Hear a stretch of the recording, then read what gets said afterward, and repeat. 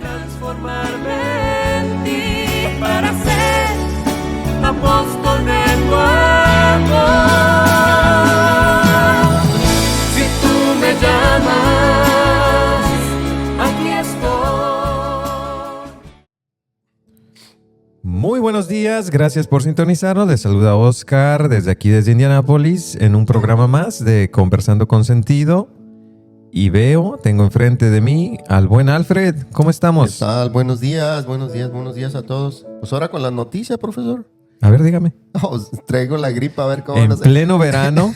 Con esa voz de ultratumba, eso es decir, ¿de dónde salió? Es un gusto conversar con usted, aunque traiga gripa, don Alfred. Ándele, pues. Una preguntita directa. ¿Tú tienes veladoras o prendes veladoras en tu casa? En la casa casi no, pero sí yo llego a prender veladoras, a veces en las parroquias, cuando Sí. está una imagen de nuestro Señor Jesucristo o de la Virgen María, de Sagrado Corazón, es a las que más les prendo.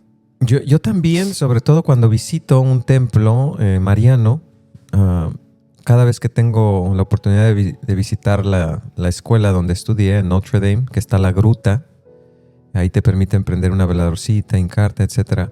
Quizás son los momentos más específicos que recuerdo, pero eso que dices es muy interesante de cómo las veladoras les ponen alguna calcomanía, alguna imagen de los santos, y las encuentras ya hasta en el Dollar Store. Ahí Sí, en realidad sí, ya sí. Entonces ha de ser buen negocio ese, Alfred. Sí, ya se robaron Los derechos, ¿no? los derechos de... Volvamos al tema del llamado a la santidad cuando sea San Alfred. No, Van a o tener- San Oscar. Van a Ese tener- sí oye bonito, ¿eh? San Oscar. Tenemos que hablar de eso porque hay un monje benedictino que se llamaba Ansgar. De ahí viene mi nombre, fíjate. No hay un santo Oscar, se llama San Ansgar. Ese va a ser otro tema interesante, ¿no? De dónde vienen los nombres y el santoral católico. Pero volvamos a esto de la veladora, Alfred, porque tú has trabajado en construcción y Sí, sabes sí. lo complicado que es prender una veladora en este país, en estas casas que son prácticamente de madera, ¿no? Sí. Entonces se considera un riesgo, ¿no? O pudiera ser un riesgo. Sobre todo si sales de la casa y dejas la veladora prendida, ¿no? Entonces no sé qué tanto el emigrar a este país rompe un poco la tradición de todas aquellas personas que tenían su altar, sus imágenes religiosas y prendían veladoras. Pero a mí me ha llamado la atención desde pequeño el por qué las prendemos. Allí me quería que llegáramos. Porque no puedo decir que sea esto meramente de la religión católica, ¿no? O sea, hay historial no solo que nos indica de ciertas civilizaciones, ¿verdad? Para empezar porque no había luz, ¿verdad? Bueno, pero lo que significa prender una veladora. Entonces yo pienso que hay varias maneras que yo he venido entendiendo.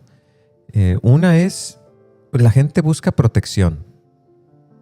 No sé, Exactamente. no sé si tú te has ubicado en ese sentido. Sí, yo lo poquito que sabía que era una luz. Ok. Que podríamos... una luz de Cristo que nos alumbra. Ok, entonces de Dios. Exacto, entonces tú ya estás entrando en una definición ya de lo que habla la iglesia, ¿verdad? Sobre todo con el pregón pascual que se canta y el cirio pascual, ¿verdad? Y cuando vamos a la vigilia, que agarramos una velita y se agarra del fuego bendecido, el fuego nuevo, entonces representa la luz de Cristo. Representa la luz. Pero en general, te digo, yo pienso, ¿por qué la gente prenderá una veladora? Entonces se me viene a la mente que creo que buscan esto de protégeme, a quien sea. A un santo, un difunto, a Dios, a la Virgen, etcétera, etcétera. ¿De qué hay miedo? Hay miedo, sí. ¿Ok? También pienso la gente que está agradecida. Algo le pasa y vamos a prenderle Y una le salió. veladorita. Y se me hace Milagro. algo muy normal, muy humano. También me ha tocado aquellos que hacen promesas. Sí, exactamente. No sé si ubicas por ahí Sí, a alguien. yo también he hecho promesas. Exacto. Y yo las hacía hasta caminando, que iba a ir a un tal lugar porque, Ujú. Ujú. porque me salieron las cosas bien. Sí. Otra está muy relacionada también con la enfermedad. No es solamente pedir la salud, es creo que también esto de encomendar la salud a Dios, otra vez a un ser querido, a quien se la vayan a prender. Te estoy hablando más, se le llama genéricamente, antropológicamente, desde por qué el ser humano se sentiría atraído a prender una veladora, ¿no? Y también creo que de aquel que se siente perdido, Sí. que busca ayuda. Hay muchos que también le prenden veladoras a los que ya fallecieron, que no sé si es un abrir que le abren el camino Exactamente. para que lleguen a... Exactamente. Entonces, si estas cosas que estamos mencionando son meramente humanas, independientemente de qué religión seas, independientemente de qué creencia, denominación, hay algo humano en sentirte de esta manera, con miedo, con enfermedad, con tristeza, confundido, y encomendar a los difuntos. Entonces hay una inclinación, creo, ¿verdad?, a plasmar en ese ritual, vamos a llamarlo, de prender una veladora. Entonces, si se trata de enfermedades, de deudas, de relaciones rotas, de pérdidas o de muerte, también entonces aquí ya entramos a lo que nosotros como católicos cristianos entendemos, que es todo este sentido de la esperanza, Alfredo. La esperanza, exactamente, ahí llegamos, sí. La esperanza. La de que- esperanza. Entonces ahí hay una gran diferencia. Porque la vida cristiana, sobre todo entendiéndolo con el misterio revelado de Jesús, es eso. Que Jesús viene a darnos la vida nueva y la esperanza de que nada está perdido. Entonces todo esto creo que cobra un significado para que la gente confíe. Entonces es un signo, un símbolo donde deposito mi confianza. Pero ya habíamos dicho en otros programas que no es magia, pues. Sí, exactamente. Porque hay muchos que prendemos velas donde Sí. no debemos. Y luego sobre todo cuando cobran, ¿no? Así como que págale, ¿verdad? Págale. No sé cuál ha sido la veladora más cara que te han cobrado, Alfredo. Bueno, hoy en día hay algunos depositarios donde echas el dinero, las monedas y dicen donación sugerida. Sí, así me pasa a mí. Que eso está muy bien, no estamos criticando porque alguien tiene que comprar las veladorcitas y los Y cerillos, ¿verdad? acomodarlas y limpiar. y Exacto, todo. exacto. Entonces es una donación, ¿verdad? Pero hay gente que llega y dice, no, pues 20, paz. Sobre todo cuando vas a esos templos marianos de procesiones, etcétera, etcétera. Pero volvamos pues a este aspecto de la confianza. Estamos de alguna manera invitados a plasmar ahí lo que sentimos, dejarlo a través de este ritual, y el fuego cobra un significado muy importante. Porque si te pones a pensar de qué está hecha la veladora, de cera. ¿De cera? Sí. Entonces se tiene que consumir, ¿verdad? Entonces el fuego consume y es una manera en que nos recuerda la vida, pero también el fuego es manifestación del Espíritu Santo, Ah, de la luz del Cristo, y por eso en la vigilia pascual se hace ese ritual del fuego. Incluso no sé si recuerdas que se bendice el fuego. Sí, es el único momento que y se yo bendice. soy de los que me pongo en un ladito del cirio para agarrar Eso. del mero cirio. Gandaya Pero, pues, mata en realidad- galán. Pero en realidad pues es la luz. La luz de Cristo. Sí. Y para mí, pues es, bueno, no para mí, yo creo que para todos debería ser importante considerar la vigilia pascual porque le llaman la noche más santa de todas, ¿no? Donde recordamos la resurrección de Cristo de una manera especial y por eso la liturgia es más larga, los sacramentos. Pero ese ritual del pregón pascual, ¿verdad? Se canta y Cristo, luz del mundo. Entonces eso es muy bonito que va entrando poco a poco en la procesión la gente y vamos de la oscuridad a la luz, ¿verdad? Y luego la Órale, ese no lo sé, no lo había puesto. Entonces el cirio es el que está prendido por el resto del año. Entonces el cirio lo prenden en momentos específicos y uno de ellos es el bautismo. Oh, también el bautismo, sí, cierto. Sí, entonces Tiene su velador ese siempre. mismo fuego se supone que continúa. ¿Ok? Y cuando se le da la veladorcita al padrino para que la ponga al bebé, pues es la transmisión de la fe, de la luz y del fuego. ¿Sabes en qué otro momento ritual importante se prende el cirio? Cuando se hace la consagración. No. Ay. No, esa está difícil, pero A ver, ahora sí. Me va a ayudar. el día que salga con las patitas por delante, Alfred. Ese mero día se va a volver a prender el cirio. ¿Por qué? ¿Por qué crees? Para que se abra el camino. hacia Exacto. Cristo. Ah, Entonces, sí, la atiné. si en el bautismo se te da la luz y recorriste tu vida lo que haya durado, entonces en el sepelio, perdón, en la misa de exequias, así se le llama el funeral católico, por decirlo así, la celebración, ahí lo vuelven a prender. Y es un recordatorio, pues, de que la luz de Cristo te acompaña en ese momento de transición, de la muerte. Entonces, ahí estamos hablando de que efectivamente no es cualquier fuego. Es el fuego bendecido que representa la vida eterna, Cristo resucitado, la luz del mundo, que te va a acompañar, que ya te acompañaba en tu ser, porque... En tu trayectoria. Exactamente. Entonces, es la luz que te va a acompañar.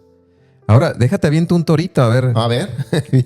Porque me pasó algo. Fíjate que fui a la escuela de mi hijo, yo estaba en una escuela católica, y llegó una maestra nueva de español, y bueno, pues me tocó en ese entonces ir a visitar, ya ves que te llaman la primera semana.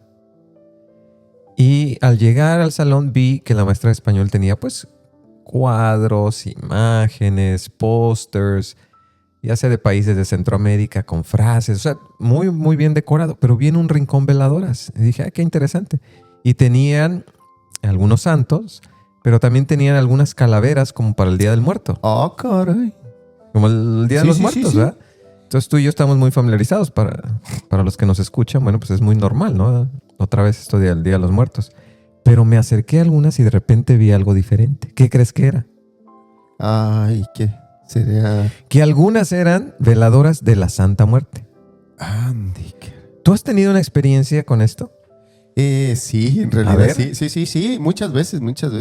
¿Hay me ha alguna tocado. que Yo no pudieras la sigo, compartir? yo no la sigo, Ok. pero sí, una vez un compañero me invitó a comer a su casa y fuimos a cenar. La cena tuvo un pozolito ahí que nos echamos bien rico, Eso. pero el problema era que cree que atrás de mí, como era una trala, estaba chiquita, Sí. la tenían ahí atrás de mí. No, hombre, estaba como diámetro. Y yo estaba bien O asustado. sea, estaba grande. Sí, y luego los granos de maíz pues apenas me pasaban, no podía comer. No sé por qué me sentí yo intimidado o miedo, no sé, algo sentí. Hay muchas gentes yo veo que no, pues no. Al contrario, creo que la tienen muy presente. Pero cada quien. Cada quien. Sin embargo, me permito seguirte platicando cómo terminó esa historia. Y ahorita vuelvo a 2 o 3 cosas que me llamaron la atención de tu historia. Pues yo me acerqué a la maestra y primero le pregunté si sabía la diferencia entre esta calaverita y esta que decía Santa Muerte. Ella me dijo que no, que simplemente se los habían heredado en una clase anterior y alguien las trajo. Órale. Porque digo, yo las he visto otra vez hasta en el 99 Cent Store. Sí. Entonces, cuento esta historia porque a veces es la ignorancia, lo que nos hace, lo que nos lleva a hacer rituales, acciones concretas en pro de fe, de ayuda, de búsqueda, hasta simplemente de decoración. Entonces, sí hay objetos que nos permiten relacionarnos con nuestra fe. Ya lo hemos estado hablando, ¿no? Y parece que a la gente le gusta que hablemos de estos temas, Alfredo. Pero una veladora simboliza otra vez una pequeña llama que está acompañando la oración de alguien. Ponte a pensar en la oración de una madre que tiene un hijo enfermo. Si nos están escuchando aquí, madres que han orado por sus hijos con una veladora, es un símbolo muy fuerte, ¿no? De pedir ayuda, de invocar la divina gracia o la presencia de Dios. Entonces puede estar junto a una fotografía de alguien que esté lejos, que ya alguien que ya falleció, pero también puedo encender una veladora en acción de gracias, como ya dijimos, o simplemente puede ser una persona que clama a Dios desesperado. Ya no sé qué hacer. La desesperación. Es bien fuerte porque a veces cuando un hijo tuyo está enfermo, quisieras que fueras tú el que estuviera en ese lugar. Sí. Y qué más se pone uno en, no sé, tu alma llega muy alto en esos momentos de, no sé, como de debilidad que tiene uno. Sí. Y quieres pedirle al Señor, y me lo lleno de promesas que voy a hacer y voy a cambiar. Y poco a poco se me van olvidando a mí también. Yo lo digo en mi propia persona que he hecho promesas y Entonces, si te escucho bien, haces esta conexión entre la oración de petición, la oración de agradecimiento con un ritual, aunque se nos olvide, aunque fallemos, aunque seamos Aunque imperfectos. fallemos, sí. Sí. Pero aquí lo muy interesante, volviendo al tema y lo que platiqué con la maestra y lo que pudiera platicar contigo, es que para un católico prendemos veladoras con este sentido de confianza, conexión con Dios, etcétera, etcétera. Ya lo hablamos. Pero quienes tienen una veladora de la Santa Muerte consciente de lo que significa, hacen algo completamente diferente. Porque la pregunta que yo les haría, que se lo hice a la maestra, ¿qué significa esta vela para ti y ante quién se enciende? Porque otra vez, volviendo al ejemplo de una madre ante su hijo, de una madre ante un difunto, de una madre en una iglesia, yo enciendo la veladora ante Dios, yo enciendo la veladora ante María Santísima, mi madre que ya falleció, o mi hijo que puede estar enfermo. Entonces, una vela por sí misma no determina la fe de una persona, ya también eso lo hemos hablado. Más bien aquí la intención y a quién se dirige la oración. Y esa es la pregunta que yo le haría antes de juzgar a alguien. Sí, exactamente, porque no sabemos. Exacto. Porque a veces tengo unas experiencias con unos compañeros ahí y de hecho, hasta parece casualidad, pero ahora estamos hablando de eso. Y yo le estaba diciendo, no, es que tengan cuidado con esto y con lo otro. Y dijo, yo lo malo que traigo es una calavera siempre en mi bolsa. Dije, Oh, híjole. caray. Yo dije, no, pues no lo tienes que usar. Pero nunca, es que me siento bien a gusto, no me pasa nada. Dije, es que andamos buscando otras cosas que no deben de ser. Creo que andamos en un lugar equivocado. Y le dije, deberías de buscar, ahorita en internet puedes buscar el significado de traer un amuleto en tu esta, porque en realidad, si te das cuenta, ya no te pasan cosas porque en realidad a veces el enemigo ya no se preocupa por uno, porque ya está uno allá. Dice, no, pues ya lo traigo medio atarantadito. Ya le traigo atarantado. Pues claro, pues las cosas van bien y a veces le pidemos prosperidad, le pidemos Sí. placeres, le pidemos dinero, cuando Correcto. en realidad el significado a lo que yo le estoy analizando ahorita creo que es más como el sufrimiento. El sufrimiento yo siento que nos acerca más el alma Sí. yo no, pues es No, estoy... malo decirlo, pero pues es No, que no es malo. Es una buena postura. y le voy a decir una cosa, y yo me lo compruebo a mí mismo, porque yo me analizo, me autoanalizo. Sí. Y no digo que sea rico ni nada, pero cuando yo era extremadamente pobre, que ya casado y traía mis zapatos rotos, porque mis niños trajeron sus zapatos, era corazón tan dulce que yo estaba para dar y no, estaba para regalar. Y cuando me fue yendo más bien, poquito más bien, yo sentí mi cuerpo como era más, era diferente. Y esa es la experiencia que tengo. Gracias por compartirla, porque es muy interesante analizar que cuando hablas con alguien en cuestión de necesidad, desesperación, efectivamente tú quieres hacer todo lo que sea necesario con tal de ser favorecido. Y ahí es donde puede de alguna manera el mal usar ese espacio. Ese espacio, sí. Yo así lo analizo, así es. Que bíblicamente yo usaría, por ejemplo, a Job, que le quitaron todo, literalmente, ¿verdad? Territorio, familia, hijos.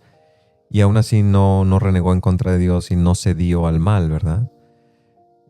Con esto no estoy diciendo que los que prenden veladoras a la Santa Muerte están en mal, pero sí, en mi postura, estamos abriendo un espacio para el mal, porque la pregunta sigue siendo la misma, Alfredo, y no quiero divagar. Y ahorita vuelvo a ese punto que compartiste tú hace rato. ¿A quién le oras? ¿A quién le pides el favor? Sí. ¿En quién está tu confianza? Pues ya, en realidad, y la confianza ya no se va en Dios, ya se va ahí en la otra imagen. Exacto. Entonces, porque la iglesia no rechaza la vela, la iglesia rechaza convertir la fe en magia, en este intercambio de petición de dame, yo te adoro, yo busco. Entonces, una vez alguien sí me dijo, bueno, pues es que es santa. Bueno, yo decía, bueno, no. No cuaja. No. Nosotros entendemos a los santos como seres que vivieron. O sea, personas concretas. ¿Sí me entiendes? O sea, un Pedro hay evidencia que existió. Un San Agustín, hubo evidencia que... Pero lo que se hace aquí es la personificación de una experiencia de transición de vida. ¿Quién más no cree en la vida después de que uno deja de respirar. Sí. Y es lo que yo le comenté a mi compañero. Le dije, oye, tú sabes que yo siento que estás haciendo mal, pero dalo por hecho que si nos vamos ahorita, pues que nos toque. Y Sí. tú con eso, yo no sé cómo vas a llegar allá. Y no, tú estás buscando la vida del mundo ahorita, pero la vida del mundo aquí es un segundo. Pero eso no cuaja, porque a veces buscamos, no sé si tratamos de renunciar al sufrimiento, a las comodidades, que necesitamos comodidades o algo, pero pues no sé, a lo mejor me equivoco.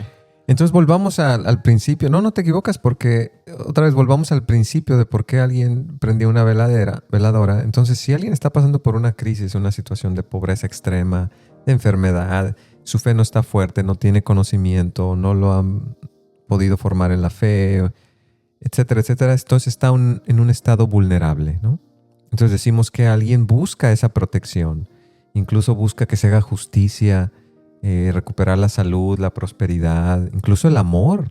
¿Cuántas cosas se hacen en el nombre del amor, ¿no? De que me vuelva conmigo, de que me dejó, de que... Y si hablan, yo he escuchado muchas veces que amarro y desamarro y que hacen muchas cosas. Digo, pero pues no creo que sea al gusto de nuestro Señor, de Dios, nuestro Señor, porque a ti que yo pienso que le disgustan esas cosas, pero Sí. ya estaría en cada persona cómo lo vea. Exacto. Entonces, cuando yo escucho de la devoción a la Santa Muerte, que digo, ya no hablo desde mi postura, hablo desde la Iglesia Católica, no está aprobando y recomendando eso. Una cosa es que la persona espera recibir de la devoción particular, y otra cosa es lo que la Iglesia Católica enseña, lo que Dios promete. Entonces Dios promete ciertas cosas que son garantía, pero a veces no es necesariamente lo que uno está buscando o cree que necesito yo. Por eso esto del ejemplo del amor, ¿verdad? De que me aferro con alguien a que vuelva y creo que lo necesito y que me voy a morir. Pues tú y yo sabemos que nadie se muere del amor, ¿verdad? Al contrario, cuando alguien te deja, pues es señal de que no quiere estar contigo. A lo mejor estoy simplificando, ¿verdad?, el dolor de mucha gente, pero es una manera de decir que cuando uno pide en devoción, tiene que tener conciencia de que a veces no es lo que más nos conviene. Y lo que Dios nos da, que son sus promesas, siempre las cumple, eso sí es lo que nos conviene, pero nos toca a nosotros irlo descifrando. Y trabajando en ello. Trabajando, discerniendo. Y por ahí entra pues este dilema, ¿no? De lo difícil que pudiera ser, o más bien de lo fácil para alguien orar, pedir y relacionarse con un tipo de devoción a la Santa Muerte que dijimos, repito, no es un santo. No, exactamente no. Esa es una personificación de la experiencia de morir, pero que tristemente se ha asociado también con cuestiones de carteles, de bandidos, o sea, de personas que perpetúan el mal. Y de hecho, recientemente, pues en este país de Estados Unidos, no vivo en otro lado, pero pues se ha venido asociando con la violencia, la prisión. Me ha tocado, ¿no? ¿Verdad? Salen del penal. Yo visitaba a los prisioneros aquí en el estado de Indiana y que salen pues de la prisión, ¿verdad? Y ahí tienen, parece que un momento de conversión, pero no es una conversión auténtica o formada en la fe y pues lo más normal es tatuarse la Santa Muerte, ¿no? Entonces, aquí sí hay que tener muchísimo cuidado, ¿verdad? No quiero estigmatizar y yo, igual que tú, queremos ser respetuosos, pero ¿no? en realidad le agradezco saber todo eso, porque si estoy en desconocimiento, pues es bienvenido el saber de qué es. Sí. Y también me ha tocado escuchar historias de personas que se han sentido cerca a la experiencia de morir y por eso se sienten atraídos a la figura que representa precisamente la muerte, que le ponen santa, ¿eh? Entonces, lo que nos asusta también puede convertirse en aquello que buscamos para sentirnos protegidos. Esa sería una explicación que le pudiéramos dar. Pero otra vez, es esta parte del miedo, de la protección, de anhelar. Y creo que en mi experiencia de acompañar gente en ámbitos religiosos, de dirección espiritual, o sea, es esta parte que nos sentimos vulnerables, Alfredo. Sí. Estamos vulnerables y en un momento de ciego. Totalmente. Entonces es más fácil que uno se crea cualquier cosa. Es más, yo no estoy en mis 5 sentidos cuando veo a mi hijo morir de una enfermedad o cuando he sido robado de todas mis propiedades, cuando ha habido una injusticia. Las injusticias son las más dolorosas también. Entonces tiene una fuerza muy fuerte. A ver, tiene la Santa Muerte una influencia muy fuerte porque atrae precisamente a las personas vulnerables. Y fíjese que todos los testimonios que he mirado, casi personas que platican y sí, no, y sí, que sí les cumple. Yo no estoy garantía, pero yo digo, pues no le hay sentido. Exacto. Y yo me he preguntado, y bueno, ¿y por qué es tan atrayente esto? Alfredo, porque pues la muerte no discrimina, ¿verdad? Y el mexicano se ríe de ella, ¿verdad? El mexicano hace pachanga de la muerte, ¿verdad? Y por eso tenemos este carisma, ¿verdad? De que el mexicano, porque la muerte así es, no juzga la clase social, de dónde vienes. Hablo de la experiencia de morir, pues, los momentos extremos. Entonces es muy fácil personificarla, ¿verdad? Es fácil personificar. Que viene una persona que viene por todos. Y se han hecho programas y películas de esto, ¿no? Pero, otra vez, ¿qué pasa cuando una persona siente que la institución, y entre las instituciones está la iglesia, no los escuchan, ¿verdad? O no encuentran una figura religiosa, un espacio donde sentirse acompañados, guiados, etcétera, etcétera? Pues es más fácil. A lo más fácil. Sí. Entonces, yo creo que por ahí va esta experiencia. No sé mucho de dónde nace la devoción. Yo una vez escribía un ensayo, ya hace mucho tiempo. Me tocó hacer un papel en la universidad cuando se hablaba de la santería. Y estaba surgiendo apenas, estoy hablando hace 20 años. Y recuerdo que algunos autores decían pues que no es fácil identificar de dónde viene. Es decir, porque no es un movimiento religioso, no es una antirreligión, no es un cisma, no, simplemente que es una fusión, se habla, que ya se traían ciertas cosas de Europa y que se mezclaron, ¿verdad?, con la cultura indígena. Entonces se van forjando ahí algo entre la religiosidad popular traída de España en la conquista y los aspectos culturales prehispánicos. Entonces sí hay investigadores que señalan esto. Incluso por ahí recuerdo haber leído por primera vez, leí la palabra la parca. Oh, sí. Que yo pensé que era un luchador, ¿verdad? Y bueno, sí era un luchador, ¿verdad? Pero yo me acordaba de la parca, ¿no? Pero recuerdo haberlo leído, entonces era el símbolo como ya se hablaba de la representación de la muerte. Entonces, digamos que para ahorita, tú y yo que no somos expertos, la devoción no nació simplemente como una religión organizada, porque no es. Pero ese es el detalle de que va pasando de círculos de movimientos en el tiempo, grupos, personas. Entonces ya alguien la trae de moda acá y que si alguien la mencionó por acá. Entonces así como tu historia, alguien ya la puso en su casa. Sí. Y está ahí. Alguien después la va a poner en un panteón y quién sabe. Alguien después la va a poner en veladoras. Ya la pusieron, hicieron dinero. En fin. Va a ir cobrando el sentido de aquellas personas vulnerables que se sientan identificadas con eso. Entonces... llega el momento que lo ven muy natural. Exacto. Sí, que ya como si ya se acostumbran o algo. Sí. Pues disculpe, no me toca ese sabor así. Pues si quieres luego pudiera yo investigar y tú pudieras también ahí platicar un poquito más ahí con personas que pudieran tener alguna experiencia de esto y te digo, yo puedo investigar un poquito más qué dice la iglesia y cómo pudiéramos de alguna manera definir. Ahí sí ya nos podemos meter en dar un poco más de información, pero ahorita era simplemente compartir esto y cómo, si está en un Dollar Tree, está en una casa de tu amigo y está en la casa de la escuela, está en el salón de la escuela de uno de mis hijos, creo que ya la quitaron, pero está por todos lados, pero sí puede generar mucha confusión. Mucha confusión, sí. Y bueno, a lo mejor desviación. No, totalmente. Es una desviación. Totalmente. Y bueno, aquí pues esta es nuestra opinión, esta es nuestra conversación. Ojalá ustedes hagan la suya. Exactamente. Gracias por escucharnos y sintonizar. Nos vemos hasta la próxima, Alfred. Hasta luego, profesor. Que se mejore, don Alfred. Ay. Ya. Para vivir y esperar, el canto agranda la vida. ¿Cómo dejar de cantar? Todo es mejor si se canta. ¿Cómo dejar de cantar?